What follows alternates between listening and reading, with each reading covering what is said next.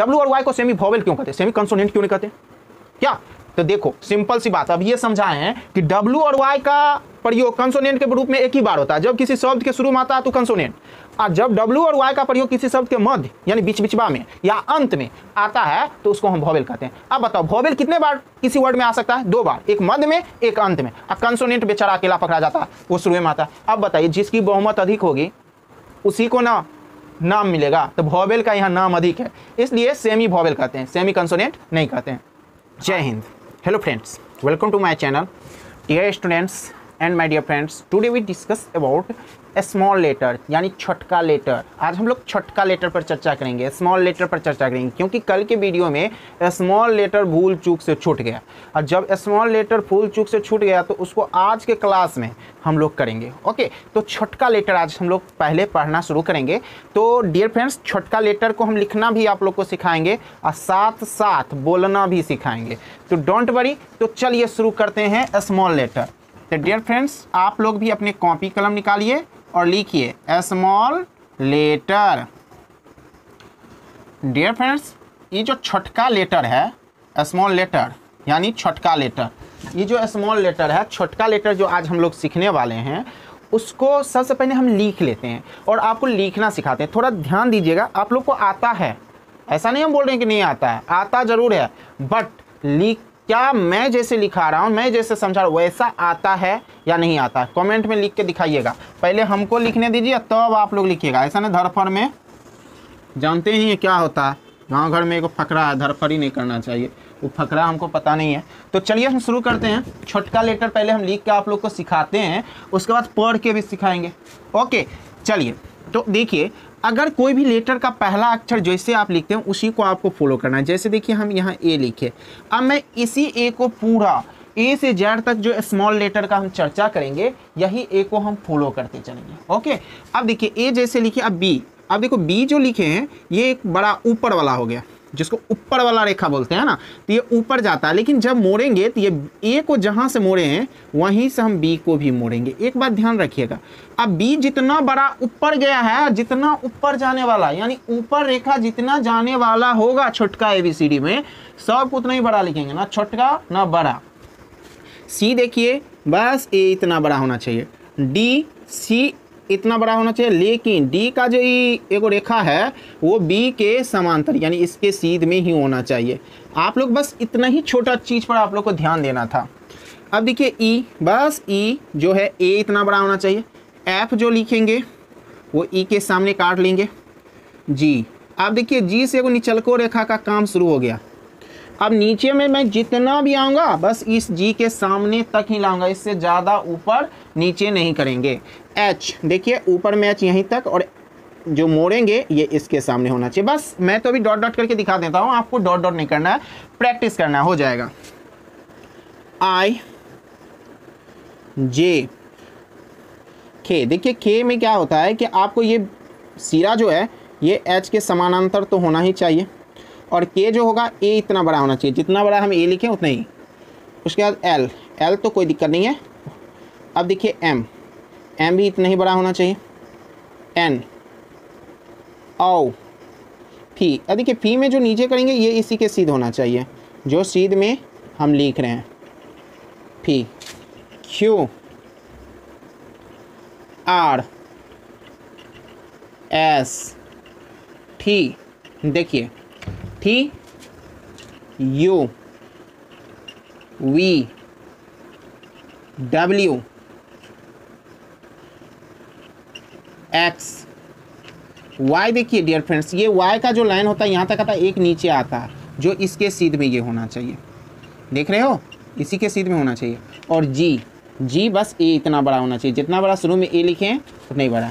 अब इसी को हम कहते हैं is called small letter, small letter. Dear friends, I hope आप ABCD लिखने का तरीका आप सीख गए होंगे। अगर इस तरीका से अगर आप लिखोगे तो मुझे यकीन है कि आपकी हैंडराइटिंग जो होगा वो काफ़ी बेहतर होगा और अच्छे ढंग से लिख सकते हैं। तो चलिए एक बार जब लिखिए दिए हैं तो एक बार पढ़ के भी सुना देते हैं, आप लोग भी मेरे साथ पढ़िए। थोड़ा चुपके से पढ़िएगा, क्योंकि घर में जो बउआ होगा ना वो कहेगा देखो भैया अभी तक ABCD सीख रहा है। तो कोई बात नहीं, धीरे धीरे बोल के पढ़ सकते हैं। पढ़िए ABCDEFGHIJKLMNO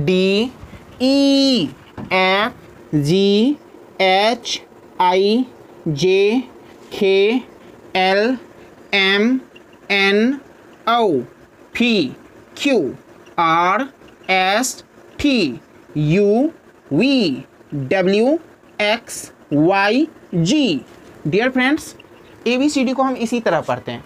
अगर आप लोग भी इस तरह पढ़ते हैं तो कमेंट में लिखिए, अगर नहीं पढ़ते हैं तो बार बार इसको रिपीट कर लीजिएगा मेरे साथ, क्योंकि अगर आप इस तरह नहीं जानेंगे तो आगे चल के कहेंगे कि इन्हें ABCD भी नहीं आती है।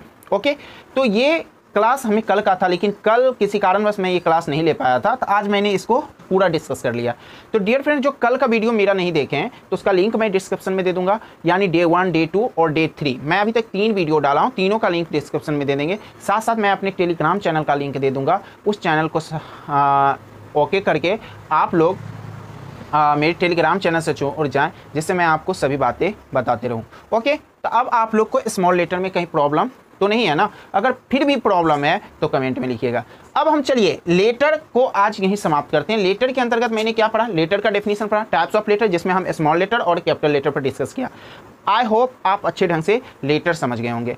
अब हम लोग आज जो डिस्कस करने वाले हैं, मूल रूप से जो डिस्कस करेंगे वो है अल्फ़ाबेट। आज हम लोग पढ़ेंगे alphabet.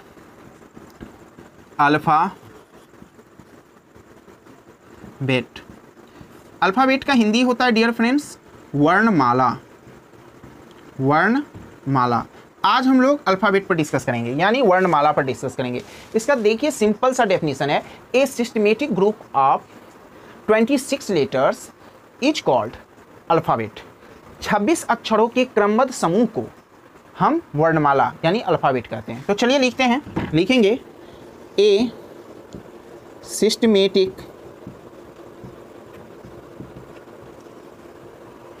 group of 26 letters is called alphabet।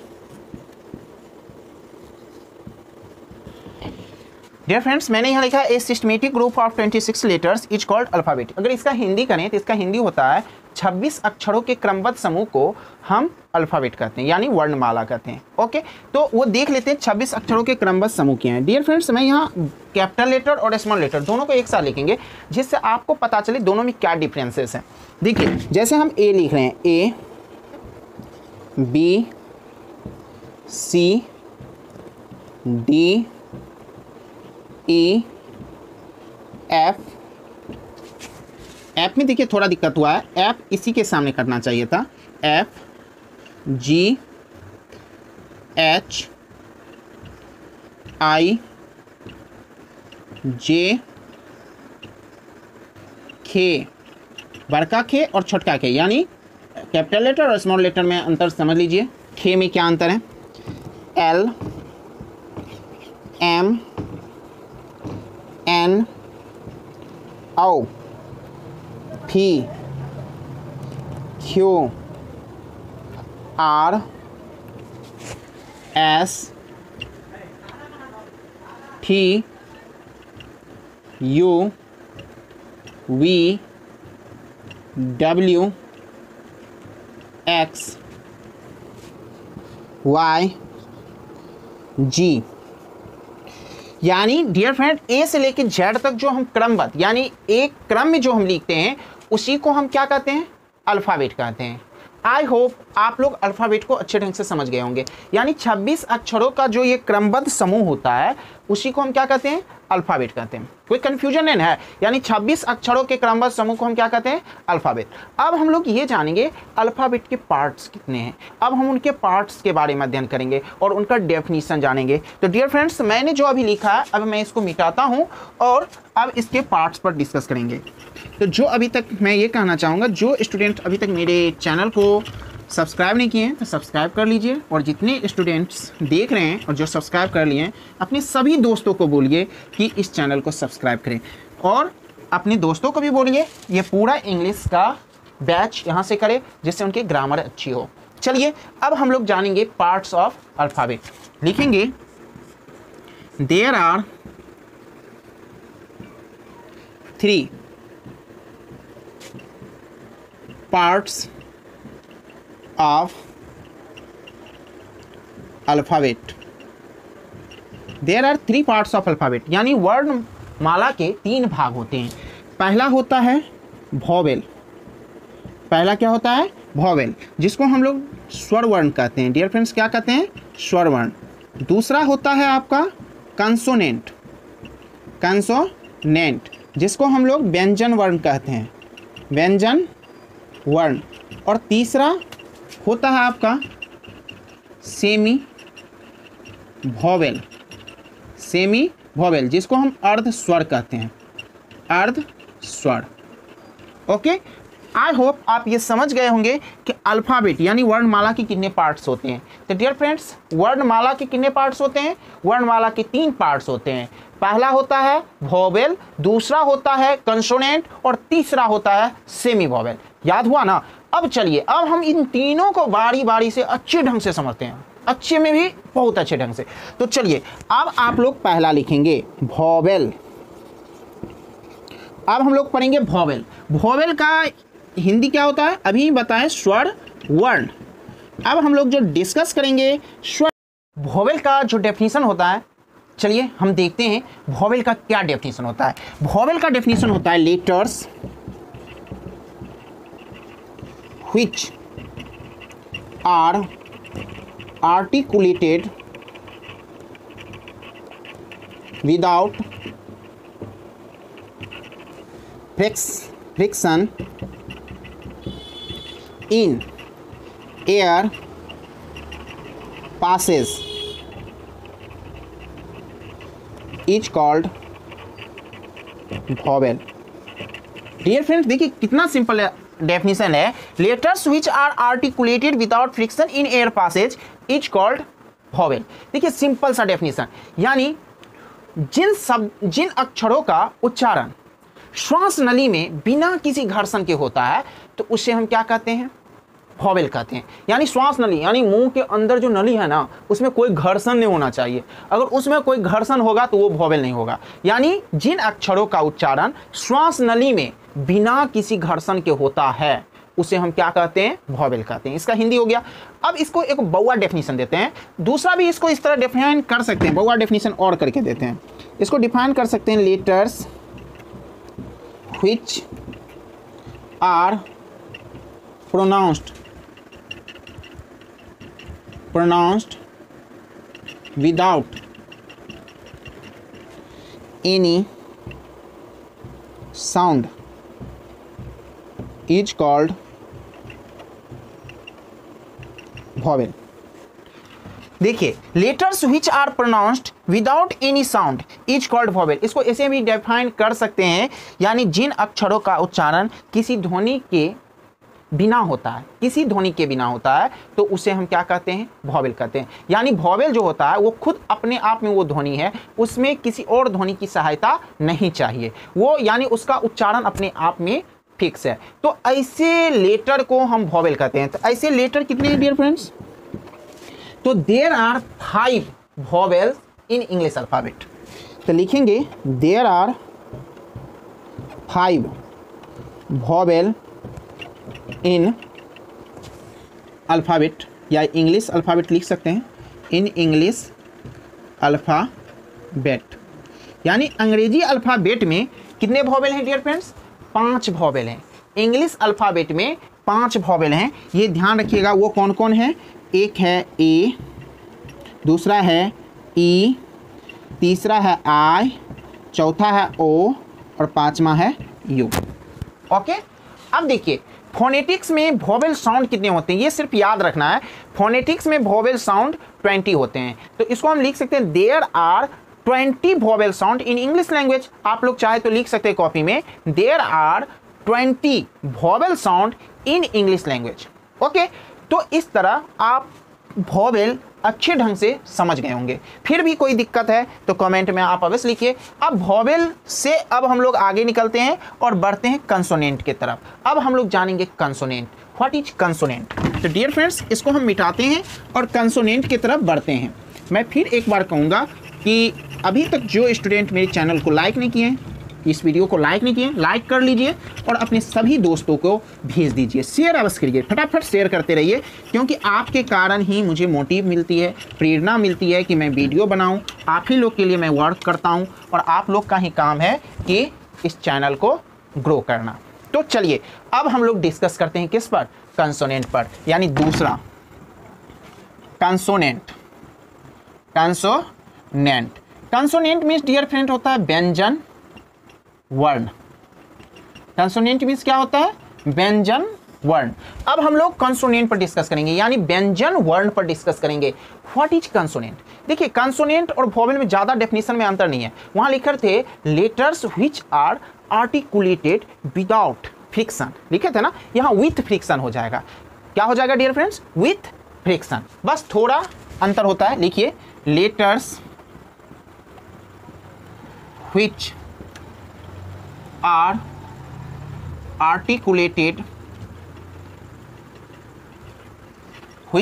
articulated with friction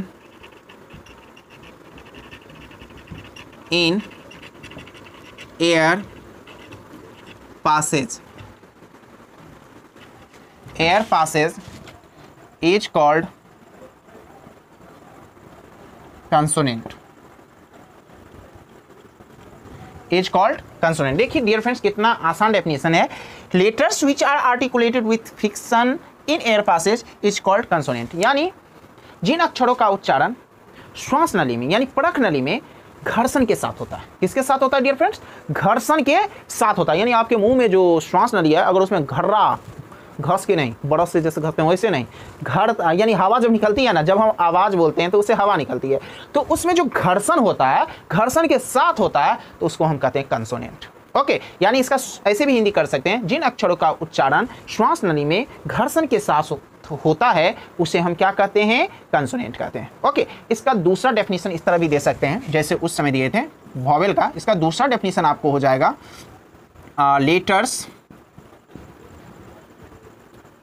letters which are pronounced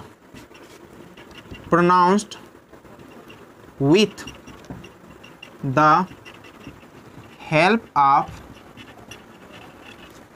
vowel sound is called consonant. Dear friends, इसका हिंदी होगा जिन अक्षरों का उच्चारण स्वर ध्वनि के सहायता से होता है। किसके सहायता से होता है? स्वर ध्वनि के सहायता से होता है, तो उसे हम क्या कहते हैं? कंसोनेंट कहते हैं। उसे हम क्या कहते हैं? कंसोनेंट कहते हैं। ओके, तो कंसोनेंट कितने होते हैं? कमेंट में लिख के बताइए, तब तक हम यहाँ बोर्ड पर लिखते हैं। कंसोनेंट 19 होते हैं, तो लिखेंगे there are 19 consonant in English alphabet. In English alphabet कौन कौन है देख लेते हैं।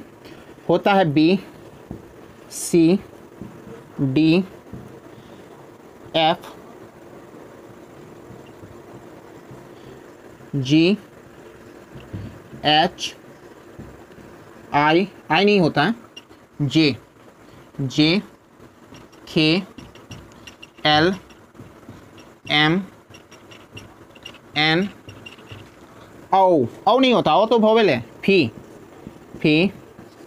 Q, R, S, T, V, U नहीं होता है, वी होगा, वी, एक्स और जी। टोटल देखिए डियर फ्रेंड्स 19 कंसोनेंट होते हैं। 1 2 3 4 5 6 7 8 9 10 11 12 13 14 15 16 17 18 और 19, ये 19 कंसोनेंट हैं। ओके, तो आप लोग को कोई पूछेगा how many consonant in English alphabet, तो आप एक ही वर्ड में बोलिएगा कितना कंसोनेंट होता है? मात्र 19। 21 मत बोलिएगा, ठीक है ना, कहीं कमेंट में 21 तो नहीं लिख दिए, 19 होता है, ठीक है ना। तो देखिए 19 हो गया आपका क्या? कंसोनेंट। 5 क्या हो गया? वोवेल। टोटल हो गया 24। तो 2 क्या है? तो 2 वही है आधा वाला, अर्ध स्वर वर्ण यानी सेमी वॉवेल। ओके, लेकिन सेमी वॉवेल पढ़ाने से एक बात इसमें लिखाएंगे नहीं, याद रखिएगा कि there are 24 consonant sound in English language, यानी फोनेटिक्स में कंसोनेंट साउंड कितने होते हैं? 24 होते हैं, ये याद रखिएगा, 24 होते हैं। ओके, अब हम चलते हैं तीसरा और आज का लास्ट टॉपिक कह सकते हैं। ये तीसरा वो है आपका semi vowel. Semi vowel, semi vowel का हिंदी डियर फ्रेंड्स होता है अर्ध स्वर। अर्ध स्वर यानी आधा स्वर। सेमी वॉवेल का हिंदी क्या होता है? अर्ध स्वर। अब चलिए इसका डेफिनेशन करते हैं। व्हेन W और Y is used beginning of a to the लिख सकते हैं, यूज टू द, ऐसे when W और Y is used to the beginning of a word is known as consonant, but when W और Y is used to the middle or last of a word is known as vowel. That's why W और Y is called semi vowel. Dear friends, आप यहाँ देख सकते हो, अभी हम लिखा है व्हेन W और Y is used to the beginning of a word is known as consonant, but when W और Y is used to the middle और last of a word is known as vowel. That's why W और Y is called semi vowel. Okay, तो dear friends, इसका हिंदी होता है जब W और Y का प्रयोग किसी शब्द के शुरू में होता है तो उसे हम कंसोनेंट कहते हैं, और वही W और Y का प्रयोग किसी शब्द के मध्य या अंत में होता है तो उसे हम वॉवेल कहते हैं। इसलिए तो W और Y को हम सेमी वॉवेल कहते हैं, यानी अर्ध स्वर कहते हैं। यानी क्लियरली अगर हिंदी करें तो इसका हिंदी हो जाएगा जब W और Y का प्रयोग किसी शब्द के शुरू में होता है तो उसे कंसोनेंट कहते हैं, परंतु जब W और Y का प्रयोग किसी शब्द के मध्य या अंत में होता है तो उसको हम वॉवेल कहते हैं। ओके, तो इसलिए W और Y को हम क्या कहते हैं? सेमी वॉवेल कहते हैं। कोई कंफ्यूजन है ना? चलिए एग्जांपल के थ्रू इसको समझने की कोशिश करते हैं। जैसे डियर फ्रेंड्स, हम देखिए एग्जांपल लिख रहे हैं वे में देखिए W शुरू में आया वर्ड का तो ये है कंसोनेंट, और Y अंत में आया तो Y क्या हो जाएगा? वॉवेल। उसी तरह अगर येलो में देखें, येलो में Y शुरू में आया तो क्या हो गया? कंसोनेंट, और यही W लास्ट में आ गया तो ये क्या हो गया? वॉवेल। एक और देख लेते हैं, जैसे डाई में देखिए Y बीच में आ गया तो वॉवेल। आप लोगों ने क्या देखा? जब W शुरू में आता है तो कंसोनेंट, और यही W अंत में आ जाता है तो वॉवेल। जब Y अंत में आया तो वॉवेल, और यही Y शुरू में आ गया तो कंसोनेंट, और Y बीच में आ गया तो वॉवेल। तो मैंने यहाँ से क्या सीखा? जब W और Y का प्रयोग किसी शब्द के शुरू में होता है तो वो कंसोनेंट होता है, परंतु जब W और Y का प्रयोग किसी शब्द के मध्य या अंत में होता है तो उसे हम वॉवेल कहते हैं। इसलिए तो W और Y को सेमी वॉवेल कहते हैं। ओके, कोई कंफ्यूजन? अब देखिए, सेमी वॉवेल का इतना बड़ा डेफिनेशन अगर याद ना रहे तो ये मैं लिखा नहीं रहा हूँ, बोल रहा हूँ। अगर आप लोग चाहे तो लिख सकते हैं, नहीं तो छोड़ भी सकते हैं। सिंपल सा डेफिनेशन दे सकते हैं, W और Y is called semi vowel. Simple सा डेफिनेशन, W और Y is called semi vowel, यानी W और Y को सेमी वॉवेल कहा जाता है। अब एक क्वेश्चन आता है आपके मन में, ये क्वेश्चन है W और Y को सेमी वॉवेल क्यों कहते हैं, सेमी कंसोनेंट क्यों नहीं कहते क्या? तो देखो सिंपल सी बात, अब ये समझाए हैं कि W और Y का प्रयोग कंसोनेंट के रूप में एक ही बार होता है, जब किसी शब्द के शुरू में आता है तो कंसोनेंट, और जब W और Y का प्रयोग किसी शब्द के मध्य यानी बीच बिचवा में या अंत में आता है तो उसको हम वॉवेल कहते हैं। अब बताओ, वॉवेल कितने बार किसी वर्ड में आ सकता है? 2 बार, एक मध्य में एक अंत में। अब कंसोनेंट बेचारा अकेला पकड़ा जाता है, वो शुरू में आता है। अब बताइए, जिसकी बहुमत अधिक होगी उसी को ना नाम मिलेगा, तो वॉवेल का यहाँ नाम अधिक है, इसलिए सेमी वॉवेल कहते हैं, सेमी कंसोनेंट नहीं कहते हैं। आई होप आपका आज का ये पूरा क्लास आप लोग को समझ में आ गया। फिर भी अगर समझ में नहीं आया तो कमेंट अवश्य करिए, आपका कमेंट पढ़ने में बहुत मज़ा आता है। बहुत सारे स्टूडेंट कमेंट करते हैं जिसमें प्रकाश कुमार भी कमेंट किए हैं। प्रकाश मेरा तो स्टूडेंट ही है, शायद अभी दरभंगा या समस्तीपुर में पढ़ रहा है, और वो पूरा क्लास यूट्यूब के माध्यम से देख रहा है और पढ़ रहा है, और उसका फीडबैक भी मिल रहा है, सर बहुत अच्छा लग रहा है। तो आप लोग भी ऐसे कमेंट करें, मुझे अच्छा लगता है कि मेरे कौन कौन स्टूडेंट कहाँ कहाँ हैं, ठीक है ना, तो कहाँ कहाँ से इस क्लास का एंजॉय कर रहे हैं। चलिए एंजॉय कीजिए, तो मिलते हैं नेक्स्ट क्लास में। हाँ लेकिन शेयर वोर करते चलिएगा। Thank you.